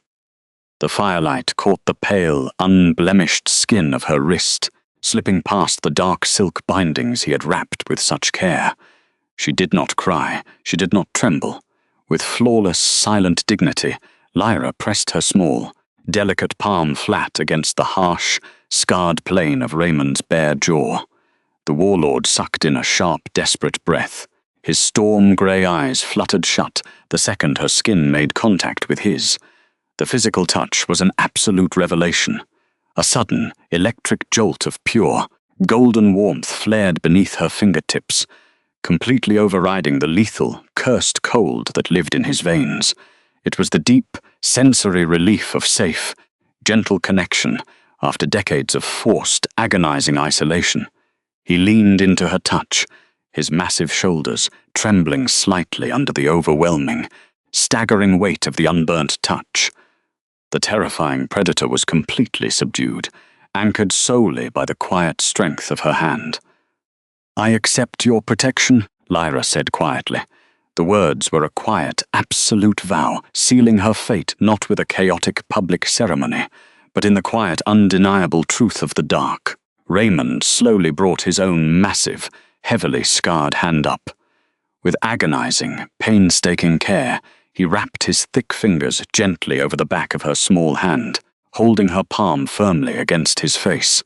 He simply held her there in the dim golden light, a terrifying monster finally finding absolute, enduring peace in the palm of a broken queen.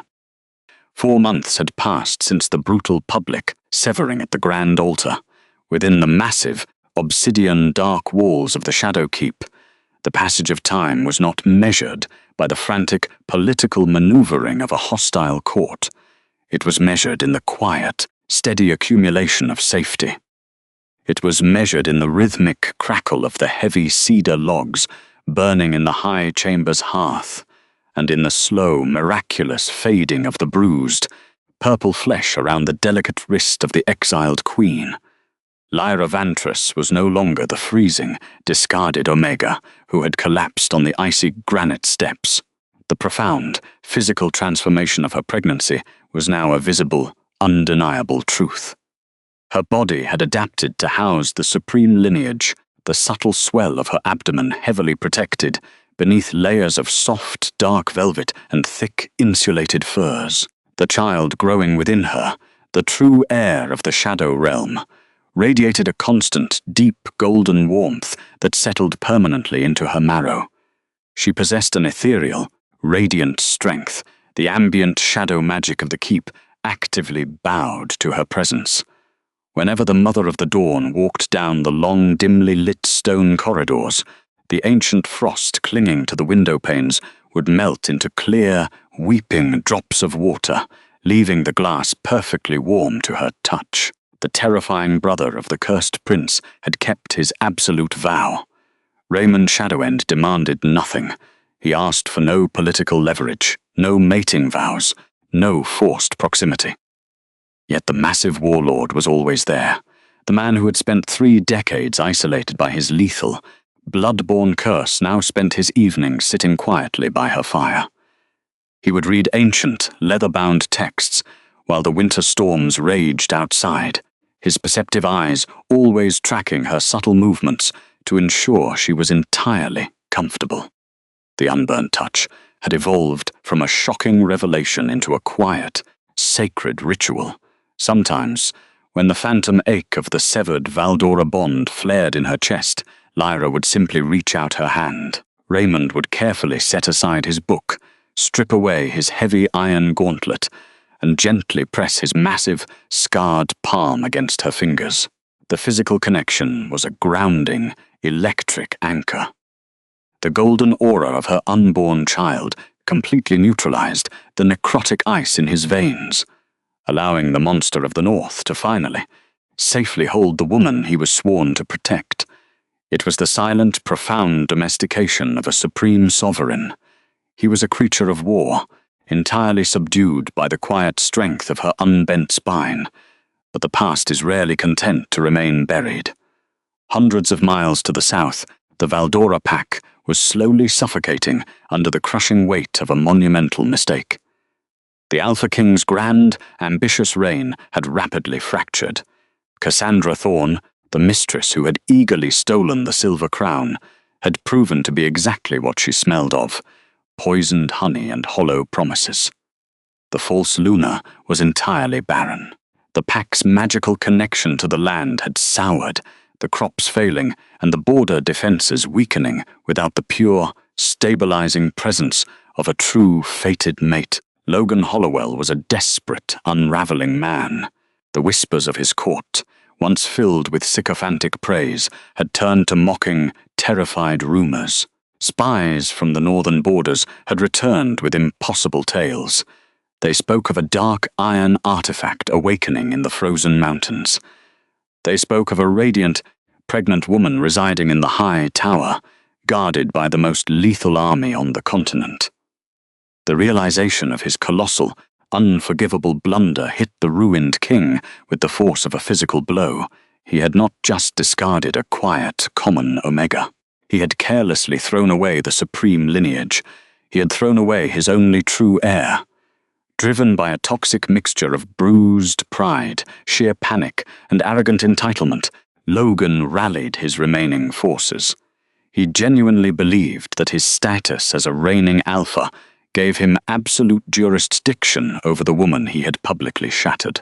He believed he could simply march into the frozen north, demand the return of his property, and forcefully reclaim the child. The Valdora army marched in the dead of winter. It was a massive, foolish display of glittering golden armor, brightly colored banners, and heavy siege weaponry. They crossed the desolate southern plains and entered the treacherous, deep pine forest that marked the absolute border of the Shadow Realm. The environment was instantly, violently hostile. The deep, ancient woods were devoid of natural light. The temperature plummeted to sub-zero extremes, a brutal, biting cold that easily pierced the thin, ceremonial cloaks of the southern soldiers. Their heavy, steel-shod boots slipped and floundered in the waist-deep snowdrifts. The air was thin, sharp, and tasted heavily of ozone and crushed ice. At the vanguard of the shivering, exhausted column marched Captain Kenneth Grendel. The scarred, ruthless brute of a man who had shoved a pregnant woman down the cathedral steps was visibly suffering. The hand he had used to push her still bore the deep, unnatural, blackened frostbite scars from his brief encounter with the warlord's magic. Kenneth sneered at the darkness, continuously barking harsh, gravelly orders at the freezing infantry, desperately trying to maintain the illusion of Valdora's strength. Logan rode a massive, armored stallion at the center of the formation. His jaw was clenched, his golden plates rimed with thick, suffocating frost. He stared into the endless, oppressive canopy of black pine branches, entirely oblivious to the fact that he was leading his men directly into an execution block. The grueling march ground to a sudden, chaotic halt.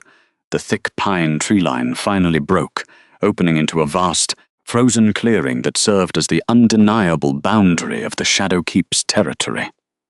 The silence in the clearing was heavy, absolute, and profoundly unnatural. It was not the peaceful quiet of a sleeping forest.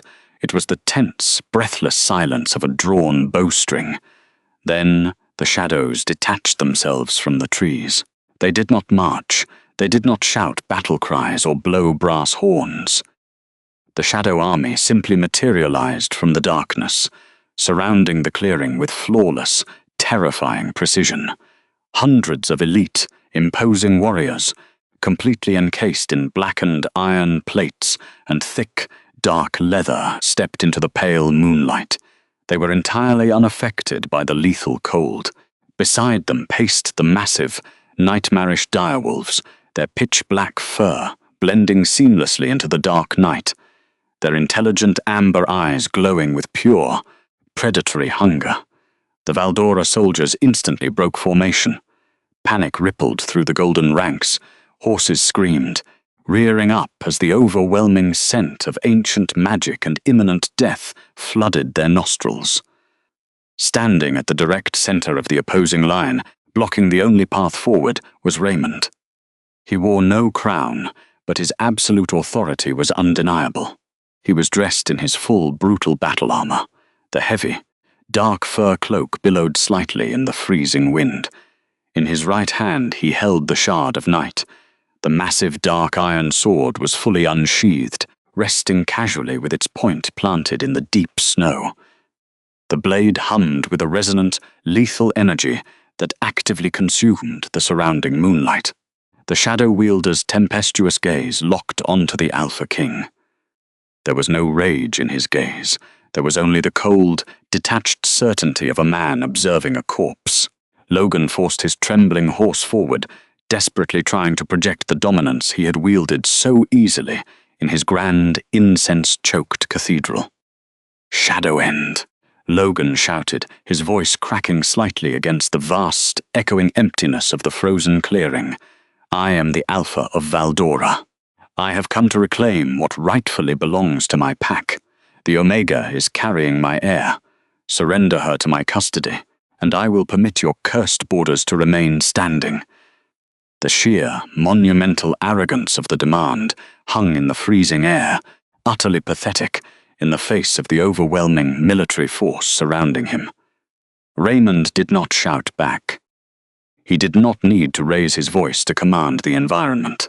His voice, a low tectonic rumble, carried effortlessly across the snow, vibrating directly into the fragile bones of every shivering southern soldier. "She is not your Luna," the Protector stated softly. The words were a physical blow, heavy and undeniable. "She is not your property. You severed the sacred thread before your gods. You threw her to the stone. She carries my blood." The ruined king snarled, his face flushing a furious, desperate red as he gestured wildly with a gloved hand. "She is carrying the future of my kingdom.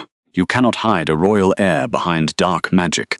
Hand her over, or I will order my men to burn this entire forest to the ash." Raymond slowly pulled his massive sword from the snow.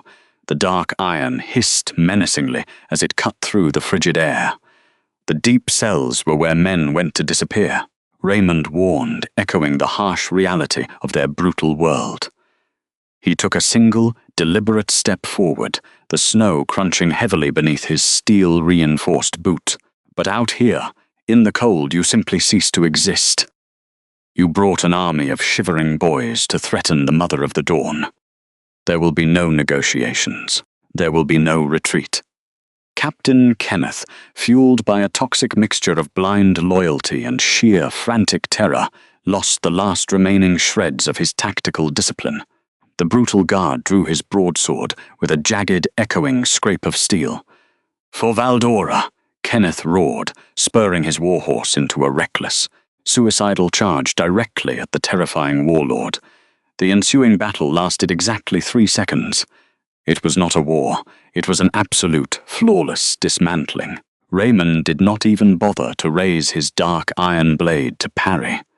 As the charging horse closed the distance, the Shadow Wielder simply lifted his left, unarmored hand.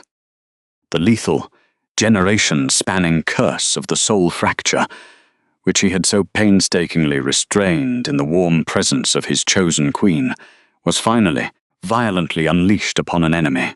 A concentrated, twisting blast of pure necrotic frost erupted from his scarred palm. It hit the captain with the unstoppable force of a physical avalanche. The air around the charging man instantly crystallized.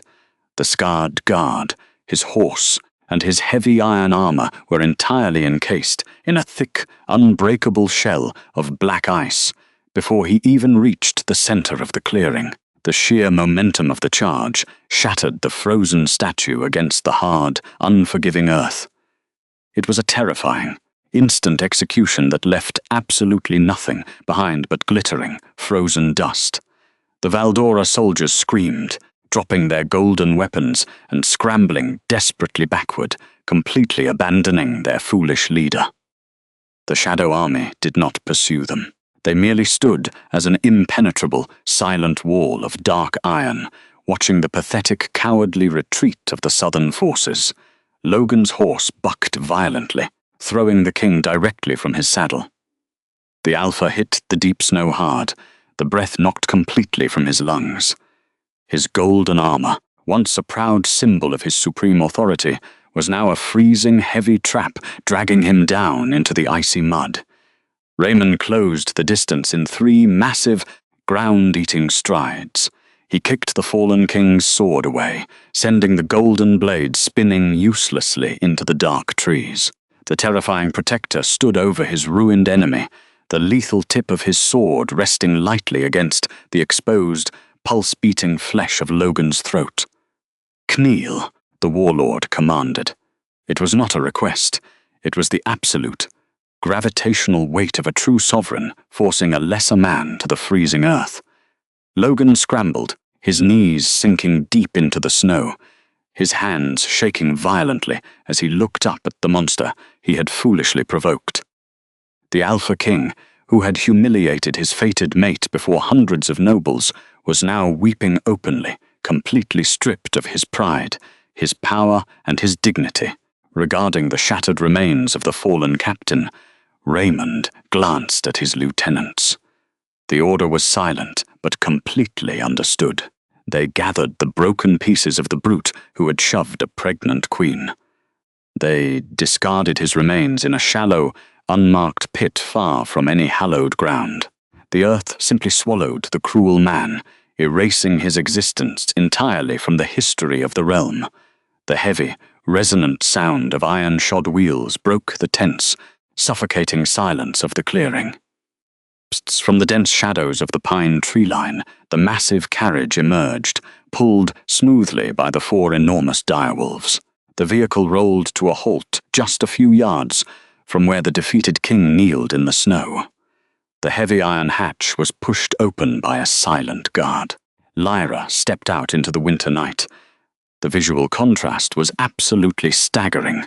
The broken woman who had cowered in silver silk was entirely gone. She was draped in Raymond's massive, black fur cloak, the thick pelts completely shielding her swollen abdomen from the biting wind. Her dark hair was loose, catching the pale moonlight, and her silver-grey eyes were clear, steady, and terrifyingly calm. The golden warmth of the unburnt touch radiated subtly from her skin, actively pushing back the lethal frost of the clearing. She did not shiver. She stood with a perfectly straight spine, looking down at the pathetic man who had destroyed their bond. Logan gasped, his eyes wide with desperate, frantic recognition. He saw the radiant, powerful swell of her pregnancy. He saw the absolute, terrifying protection surrounding her. "Lyra," he begged, his voice cracking, thick with pathetic, freezing tears. "Lyra, please. I was wrong. The mistress is barren. The pack is dying. You are my true mate. That child is my heir. Come back to the south. I will give you the crown. I will give you anything. Please, command him to lower his sword." He was groveling. The supreme arrogant ruler was crawling on his knees in the freezing mud, weeping for the exact woman he had publicly discarded as worthless. She did not cry. She did not yell. She did not show a single ounce of the loud, dramatic vindication that an ordinary woman might have felt. She simply looked at him with profound, absolute pity. "You severed the bond, Logan," the Mother of the Dawn said quietly. Her voice was barely more than a whisper, yet it carried perfectly across the silent, frozen clearing. "You stripped me of my crest. You told the world I was a barren shadow. I accepted your choice." She placed her small, delicate hand over the heavy fur protecting her child. The ancient, supreme magic within her womb pulsed, a warm, undeniable truth that no southern king could ever claim. "Now," she continued, her tone completely devoid of mercy, "you must survive mine. You have no Luna, you have no heir, you have only the hollow throne you chose." The ruined king let out a wretched, agonizing sob, finally realizing that the damage was absolutely, permanently irreparable. The quiet, dignified woman he had abused had evolved into an untouchable queen, anchored securely by a power he could not even begin to comprehend. Raymond slowly withdrew his massive sword. He did not execute the weeping man. Death was far too quick a release. Letting his enemy live with the agonizing, crushing regret of his colossal mistake, knowing he had thrown away the ultimate prize, was the purest, most devastating form of retribution. "Take your life and run, little king," the warlord rumbled, turning his broad back on the broken man. "If you ever look toward the north again, I will turn your golden armor into ash." The protector walked back to the carriage. He stopped before his chosen queen, the terrifying, lethal predator, instantly shifting back into the quiet, patient anchor. He stripped off his heavy iron gauntlet. With agonizing, painstaking care, he offered her his bare, scarred hand. Lyra did not hesitate. She placed her fingers firmly against his palm. The sudden, electric jolt of pure, golden warmth flared instantly between them, a deep, sensory relief of safe, gentle connection that chased away the lingering shadows of the confrontation. The unburnt touch was absolute, a biological confirmation of their enduring sanctuary. He gently assisted her back into the warm, pine-scented interior of the carriage cabin. He knelt before her on the wooden floorboards, laying the shard of night safely aside, looking up at her with fierce, silver-flecked eyes filled with unwavering, unconditional devotion. He had kept his vow. He had been her impenetrable shield. "It is done," Raymond murmured quietly, resting his large hand gently over hers. "You are completely safe. The keep is yours. The dawn is ours." Lyra leaned back and against the plush velvet, her inner wolf letting out a long, exhausted sigh of permanent, unshakable peace. The brutal winter of her past had finally thawed, replaced entirely by the enduring golden hearth of her fated king. 1 year ago, she had been a woman in grey, kneeling before her own displacement. Now she was the mother of the true king, protected, anchored, and loved entirely without condition or curse. The Alpha King still searches his empty halls, haunted by the memory of the Luna he threw away. Thank you for listening to this story of sweet vindication and quiet survival. If you believe some betrayals are far too late to forgive, please leave a comment sharing your thoughts on Lyra's final judgment, and subscribe to our sanctuary for more tales of fated choices.